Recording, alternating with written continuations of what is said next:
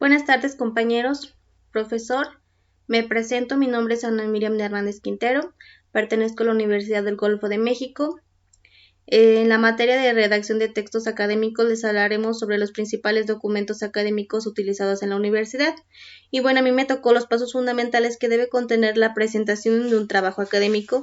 Se los presentaré a continuación.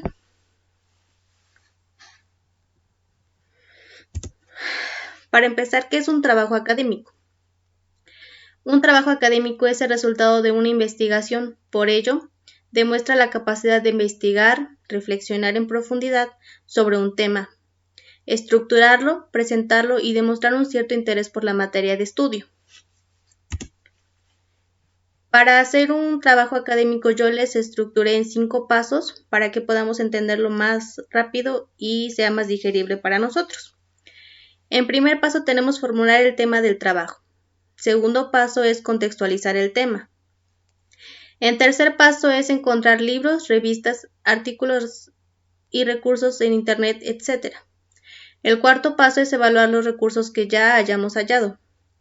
Y por último, pero no menos importante, es redactar el trabajo y citar los recursos seleccionados. En primer paso dice que es formular el tema del trabajo, por lo cual tenemos lo siguiente. El trabajo académico es un texto elaborado en torno a un tema. Una vez decidido el tema, ya sea que nos los hayan proporcionado, formula una frase o una pregunta que lo pueda resumir. Piensa en las cuestiones a las que quieras dar respuesta con tu trabajo en plantear cuáles son los conceptos más significativos, es decir, los términos clave. Aquí como ejemplo les puedo decir que mi primera diapositiva es, por ejemplo, ¿qué es un trabajo académico? Los pasos fundamentales que debe de tener y irán viendo a continuación el siguiente paso. Contextualizar el tema. Una vez elegido el tema, tienes que documentarte mediante la consulta de fuentes de información para obtener los documentos que vas a utilizar en la realización del trabajo. Estos documentos te servirán para conocer el estado de la cuestión y poder contextualizar tu tema.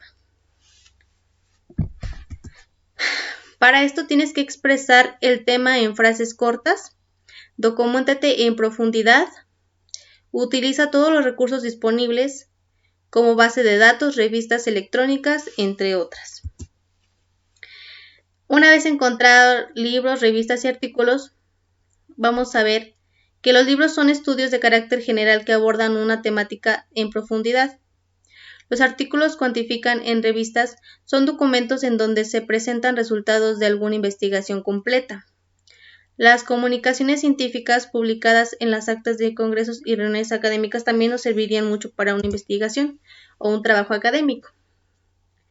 Para evaluar los recursos hallados debes analizar con objetividad y sentido crítico la información que hayas encontrado para poder elegir la información académica de calidad.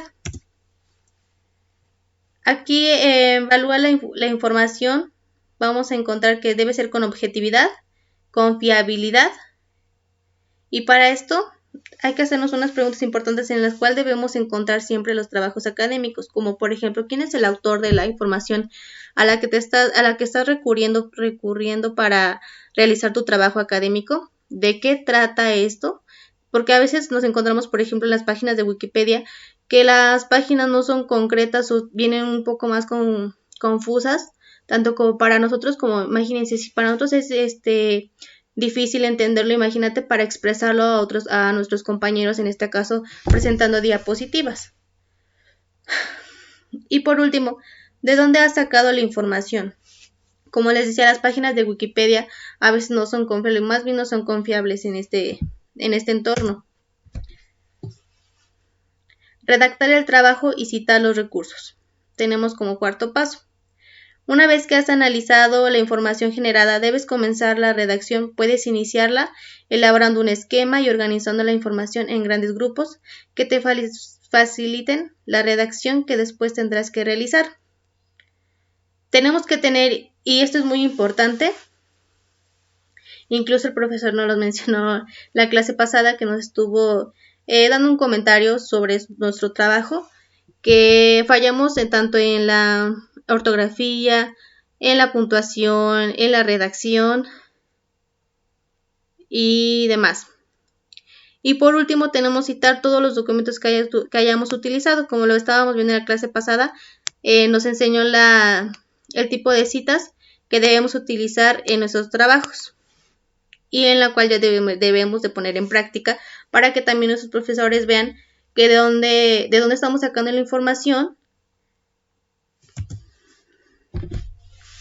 Ahora, partes del trabajo académico. Esto es muy importante y es lo que siempre debemos de poner como, bueno, yo creo que esto es fundamental. En primera instancia tenemos la portada. En esta debe incluir el título del trabajo, nombre de la asignatura, nombre del profesor y nombre del autor. También, bueno, incluimos a veces el logotipo, incluimos la universidad, incluimos la fecha, entre otros. Índice general. Es el resumen visual del trabajo. En esta podemos encontrar que, por ejemplo, el pie de página, de qué página a qué página, se encuentran los subtítulos o temas de nuestro trabajo académico. La introducción. Se exponen los objetivos del trabajo y metodología adoptada. En esta hablaremos en resumen sobre lo que va a tratar nuestro trabajo de forma instantánea. En el cuerpo del trabajo, que es el cuarto punto es la parte central del trabajo y en él se exponen el tema y se muestran nuestros argumentos. Aquí pues obviamente lo dice, el cuerpo del trabajo es la información que hayamos encontrado, analizado y estructurado. En el quinto paso tenemos las conclusiones. Este apartado muestra el resumen de los resultados obtenidos o la aportación personal del tema. En el sexto paso tenemos la bibliografía. Contiene de manera ordenada las fuentes consultadas para la elaboración del trabajo. Los aspectos formales de esos trabajos que también deben ser fundamentales siempre, son las páginas que deben ir enumeradas, ya que el índice se confecciona según están enumeradas. Los márgenes la justificación del texto, el sangrado de la primera línea de párrafo, etc. Ser coherente en el formato elegido. Otro punto importante es tipográficamente. Deben distinguirse las diferencias entre capítulo, apartados, a través de mayúsculas, negritas, subrayados, sangrados, numeración, etc. Otro punto y por último es el tamaño de la letra y tipo habitual de trabajo académico, que por lo usual nos los piden siempre en Arial 12. Aquí tenemos nuestras bibliografías por último y esto sería todo por mi parte. Espero se haya sido de